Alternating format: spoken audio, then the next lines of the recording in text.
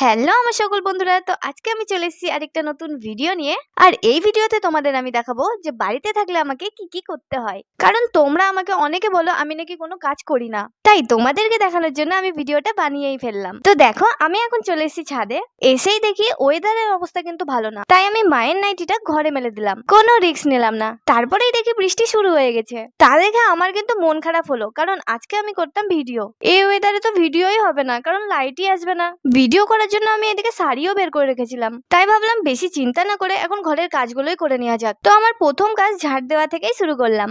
ঘরগুলো সব ঝাড় দেওয়ার পর আমি চলে যাবো নেক্সট কাজের দিকে। আর নেক্সট কাজটা তো তোমরা আমার দেখতেই পাচ্ছ, বাসনগুলো আমি তাড়াতাড়ি ধুয়ে নেবো, কারণ মনের মধ্যে কিন্তু আমার একটু হলেও আশা আছে যদি রোদ উঠে তাহলে আমি ভিডিও বানাতে শুরু করে দেবো। রোদ কিন্তু আর উঠেনি, তাই আমি আলনাটাই গুছিয়ে নিয়েছি। যাই হোক, এই কাজটা তো শেষ হলো, তো চলো ভিডিওটাকে আমি এখানেই শেষ করে দিই। আর যদি ভিডিওটাকে ভালো লেগে থাকে লাইক করে দিও, আর আমার চ্যানেলকে সাবস্ক্রাইব করে নিও। Bye bye.